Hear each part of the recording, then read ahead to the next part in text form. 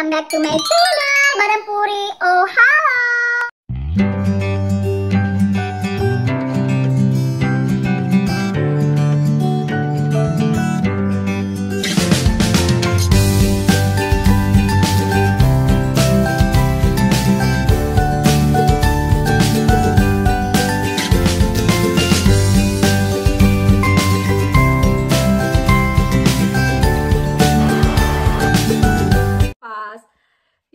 Hari ini Madam mau bahas mengenai kultur sok yang ada di Portugal, guys. Begitu banyak ya, tapi bukan yang untuk sekarang ini. Madam tuh pertama kali datang ke Portugal itu 2017, karena kan Madam married di sini. Jadi kultur sok yang Madam alami waktu itu dan sampai sekarang itu ya adalah Kisya. Dan di sini juga ada kumbi-kumbi yang ikut berpartisipasi di vlog Madam. Oke? Kalau kalian tengok itu mukanya, tapi dia nggak mau melihat. Jadi hari ini sudah jam berapa? Sini sudah jam 11 malam, tapi kami nggak ngantuk. Jadi kami buat konten aja. Di sini masih, aduh, sejuk, dingin, gila ya kan? Oke lah, nggak banyak cerita lagi. Kultur yang Madam alami pertama kali itu makanan. Makanan di sini itu mereka nggak banyak nggak banyak pakai bumbu lah seperti kita. Ada jahe, kunyit, lengkoas, ini itu, terutama apalagi cabe itu mereka nggak gunai banget, karena mereka gunakan pepper, itu pun sedikit, boleh dibilang sedikit saja.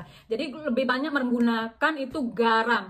Jadi kalau masak itu banyak garam sama pepper atau lada, itu saja. Kalau nggak banyak bumbu, apalagi boleh makan untuk menghormati atau menghargai kayak mertua Madam, siapa yang masak, kawan, atau berkunjung ke tempat kawannya Mas Porto, menghargai mereka lah gitu ya kan. Kalau untuk Kesan tuh saat ini dia tidak bisa kalau tidak Madam yang masak. How about you, Kesya? Macam mana makanan di sini? Kultur sok yang Kesa alami di sini itu apa? Apa? Hah? Hah? Cepet ini jalan terus ini. Cepet. Bahasa. Oh, bahasa. Bahasa. Jadi bahasa di sini amat sangat sulit. Amazing. Bagi yang belum bisa ya, bahasa Portugis itu amat sangat sulit. Kalau misalnya kayak mana ya? Ya Pak, seperti kita juga pakai imbuhan. Jadi kalau kita kan makan, imbuhannya memakan, dimakan, itu ada juga di sini. Cuman itu apa namanya?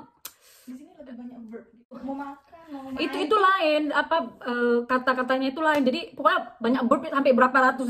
Itu Madam tuh sampai nggak bisa. Bayangkan kalau Kesa sekolah dari yang nggak tahu apa-apa, sekolah di Indonesia, sekolah di Malaysia, lepas itu sekolah di sini, mereka Kesha itu menggunakan sekarang bahasa Portugis. Awal-awal dia memang kurang percaya diri atau nggak nyaman, atau aku harus gimana, lama-lama ya sudah bisa lah ya. Sudah bisa, Kes ya? 50%. 50%, lumayan lah untuk ukuran yang memang belum tahu apa-apa. Maka dari itu, sedari kecil.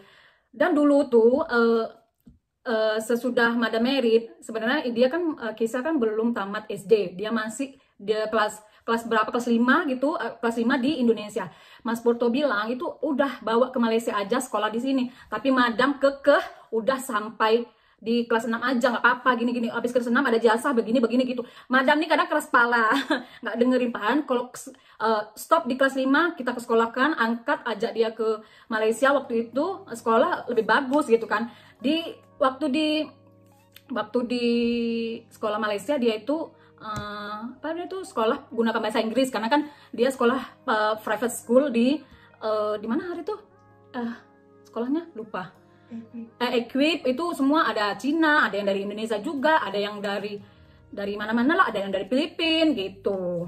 Oke, udah gitu itu makanan ya, dari makanan, bahasa memang nggak tahu apa-apa. Udah gitu makanan, bahasa, udah gitu. Oke, nomor 3 di sini tuh kalau kita toilet itu dipisah antara antara untuk cebok sama untuk buang pipis, BAB itu dipisah. Di sini disebut namanya bidet. Nanti Madam kasih gambar sini. Itu namanya bidet. Jadi kalau apa di sini nggak ada pipe macam biasa. Jadi di situ ada tempat ceboknya sendiri. Mungkin di Europe itu udah biasa lah, di US itu biasa, itu namanya bidet. Jadi pertama kali Madam ke sini itu kan mau ke toilet. Jadi kayak mana nih ceboknya, mana bisa kita udah biasa pakai air, pakai ini kan. Jadi nggak pakai kalau pakai tisu aja nggak bisa. Rupanya di situ ada tempat, kirain Madam itu apa tempat bidet itu tempat kencing ke kaki kah gitu kan, kayak tempat wastafel gitu aja. Rupanya itu tempat cuci-cuci lah kalau kita mau siap BAB kah, kencing kah, itu bidet di sini. Dan gitu kursus yang Madam alami itu jalan di sini tuh jalannya sebelah Bikin pening. bikin pening. Jalannya sebelah mana ya? Kalau di Malaysia sama Indonesia itu sama.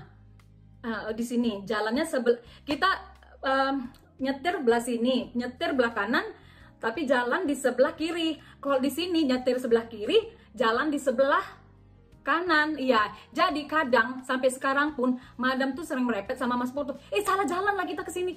Enggak, itu memang, memang nggak bisa lah. Madam masih kayaknya kita mau tabrakan aja, orang kita salah jalan.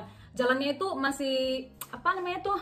Masih linglung gitu. Madam tuh masih linglung karena kan sebelahnya lebih sebelah kanan gitu. Udah gitu, apalagi? Terus itu apa namanya tuh?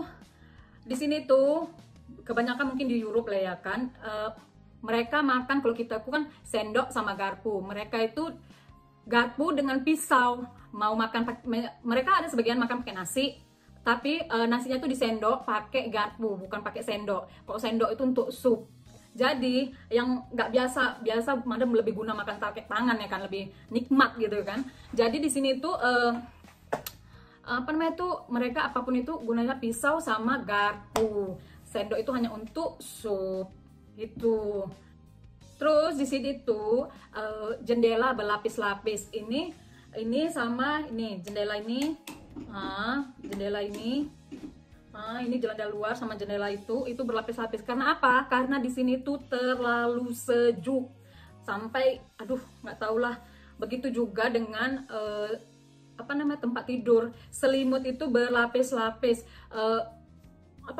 Spraynya itu ada yang didabelin sampai 3 lapis. Sekarang untuk yang menghangatkan lagi di atasnya selimut sampai 3 lapis. Nah itu karena terlalu sejuk. Walaupun pakai heater.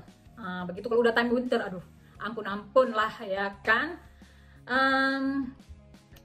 Oke guys, sampai di sini dulu video Madam. Ya itu antara kebiasaan sama kultur sok, nggak tahu Madam itu bisa membedakannya itu macam mana ya, seperti itulah. Dan sampai sekarang Madam masih belajar untuk beradaptasi di sini, terutama itu makanan dengan bahasa, karena apa-apa sekarang kan menggunakan Portugis begitu.